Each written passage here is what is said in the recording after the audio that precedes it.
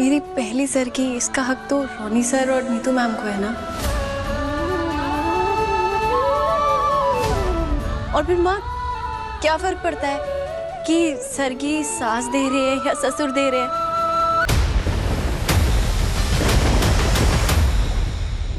तुम कितना ख्याल रखते हो मेरा। अभी शुरुआत है, मैं पराठा दिनों आप खाने वाली हैं।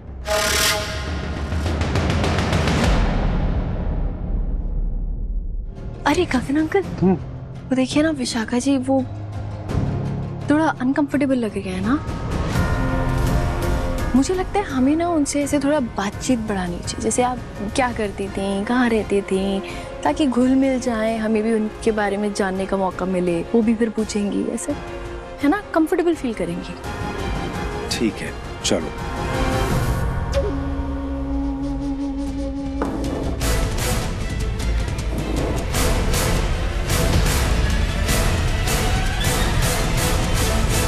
शाका जी, आप इतने साल तक थी कहाँ पे? मेरा मतलब है कि मुंबई में ही थी या किसी और शहर में थी?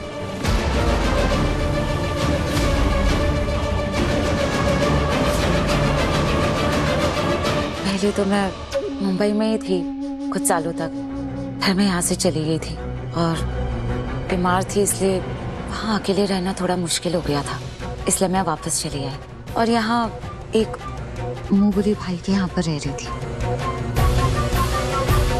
अच्छा अच्छा, पुलिस कॉलोनी में ना? तो आपके भाई पुलिस में है?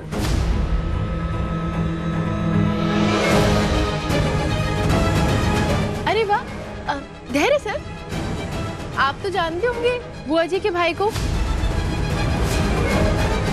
बुआ जी, आपके भाई का नाम क्या था? वो जी, आराम से, आराम से।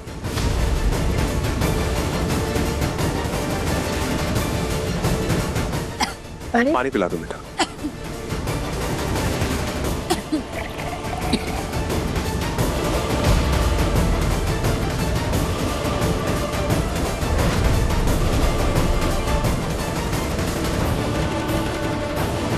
पानी पिया?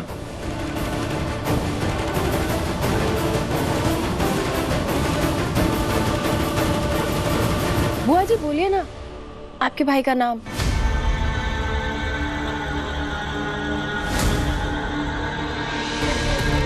आपको हम यहाँ ले आए तो उन्हें बताना पड़ेगा ना। उस दिन जब हम गए थे उनके घर तो कोई नहीं था ना घर में, तो वो परेशान हो जाएंगे। राइट राइट, वो जी बताइए ना, हम लोग कॉल करेंगे उनको। उनका नाम अशोक पाटिल है और तुम चिंता मत करो, मैंने उन्हें मैसेज कर दिया है। चलो फिर तो ठीक है।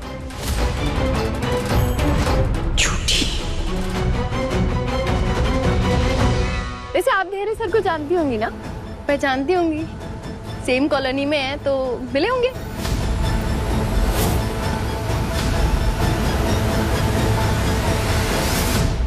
मेरे तो ट्रांसफर ही अभी हुआ है ना, और फिर काम भी ऐसा है, 18-20 घंटे पुलिस स्टेशन में निकल जाते हैं, कहाँ मौका मिलता है किसी को मिलने का। पर मैं अब मिलेंगे हम। और मैं भी बीमारी के चलते ज्यादातर घर में ही रहती थी, बाहर नहीं निकलती थी।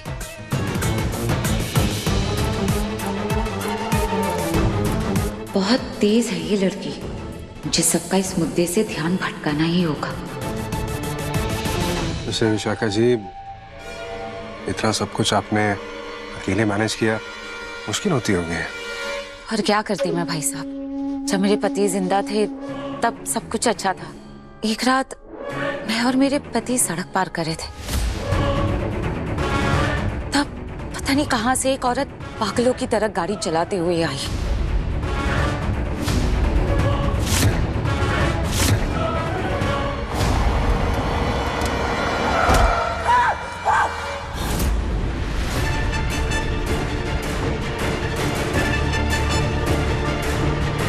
बड़ी बेरहमी से उसने मेरे पति को कार से टक्कर मार दी।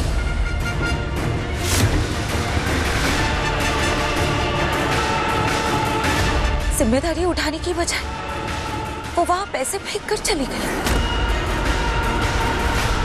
ठीक है, आपको आपके 50 लाख मिल जाएंगे, लेकिन आज के बाद आप मेरे या मेरी पत्नी के आसपास भी नजर नहीं आएंगी। आप ये पैसा लेकर हमसे कहीं दूर चली जाएंगी। ओह गॉड, जैसे उसने मेरी पति की जान की कीमत लगाई हो।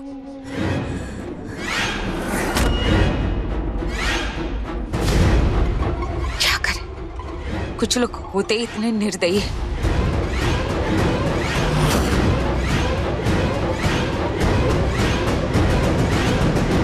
दूसरों की जिंदगी बर्बाद करके खुद चैन से जीते।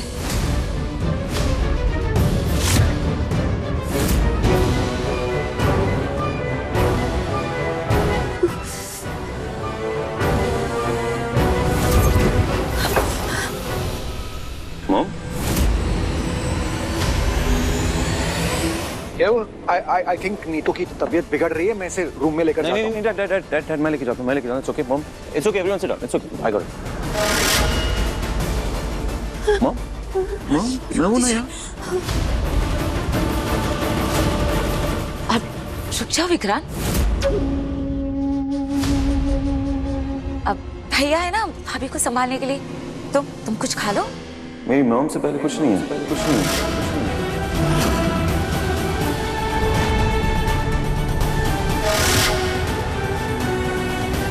आप बैठिए, खाइए, मैं आता हूँ, मैं अभी आता हूँ। It's okay, I got it, it's okay.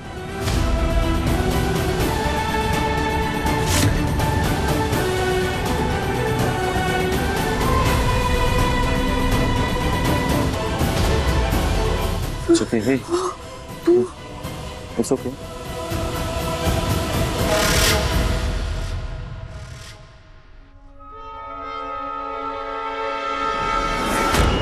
क्या है जो इस इंसान के बारे में मुझे खटक रहा है?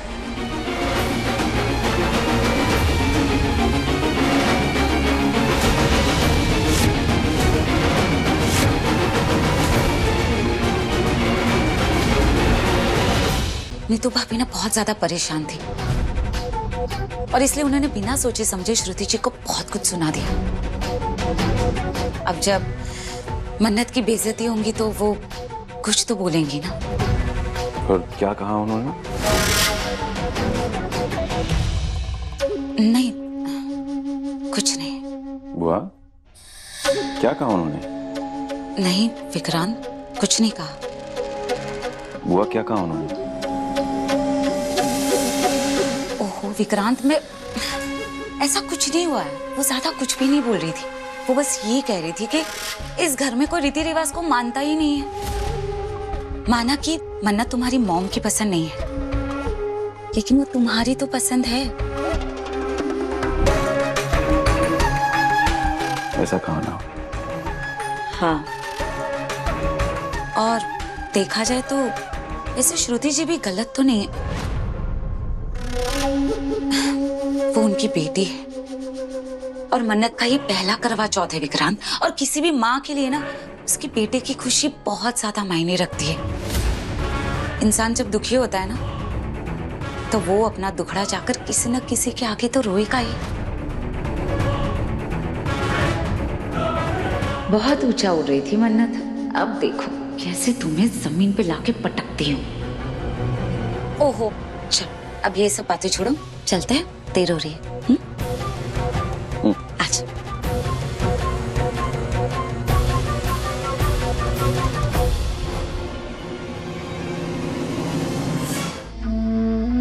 आंटी जी, आपको आज का दिन याद रहा?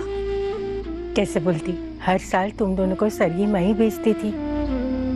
वैसे ये सब मैं मेरी उस बहू के लिए भी करती रही जिसको कभी भी मेरे आशीर्वाद की कीमत नहीं थी।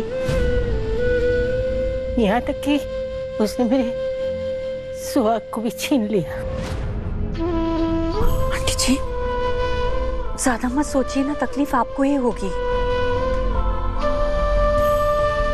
अब रस्में शुरू करें।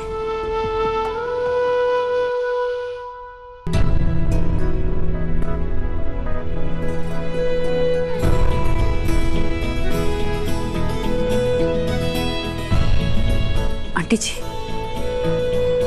रवीना और मेरी सास के गुजर जाने के बाद आप ही हैं जिन्होंने हर करवा चौथ पर हमें अपना प्यार और आशीर्वाद दिया। मैं मनाती हूँ मुझे भी मेरी होने वाली सास का आशीर्वाद मिले, सरगी के रूप में ही सही, मगर आशीर्वाद मिले जरूर।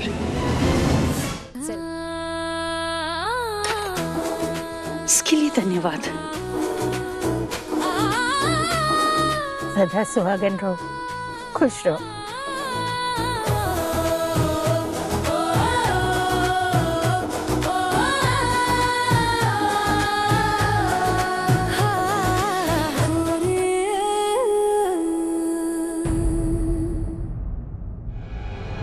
खुश रहो।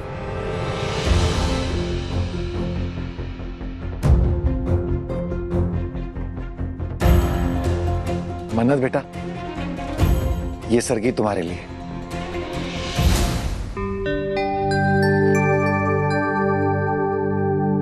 सुनी जी, ये सब आपने किया? हाँ, इसमें इतनी चौंकने वाली बात क्या है? मन्नत का पहला करवा चौथ है, इसे सरगी तो मिलनी चाहिए।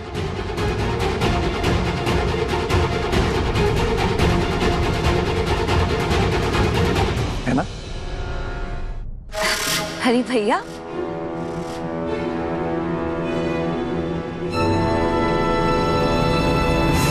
भैया सरगी एक सास देती है अपनी बहू को, और ये एक सास का हक होता है। आप चिंता मत करिए, मैं सरगी लाई हूँ अपनी बहू के लिए।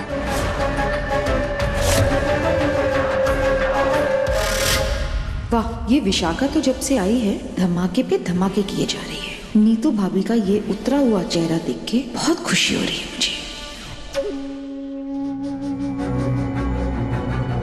बड़े प्यार से सरगी लाई हूँ मैं अपने बेटे के होने वाली बीवी के लिए।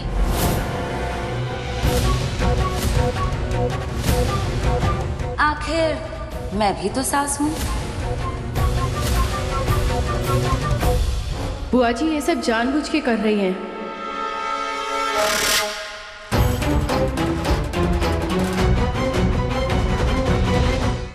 नहीं विशाखा, ये हक विक्रांत की मॉम का है, यानी नीतू का है। हाँ बिल्कुल सही कहा। मॉम का हक है और फर्ज भी। और अगर मॉम अपना फर्ज निभाना नहीं चाह रही है तो बुआ जी ये काम कर रही है, इसमें प्रॉब्लम क्या है?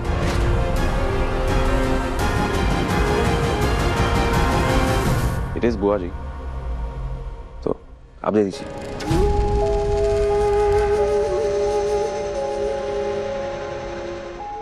लो मन्नत। बुआ जी आप घर की बड़ी है, आपसे सरगी लेने में मुझे कोई प्रॉब्लम नहीं है, मतलब कोई परेशानी नहीं है, पर विक्रांत सर मेरी पहली सरगी, इसका हक तो रोनी सर और नीतू मैम को है ना। और फिर माँ क्या फर्क पड़ता है कि सरगी सास दे रहे हैं या ससुर दे रहे हैं। रोनी सर इतने, मतलब डैडी जी इतने प्यार से लेकर आए हैं, भाव मायने रखता है ना।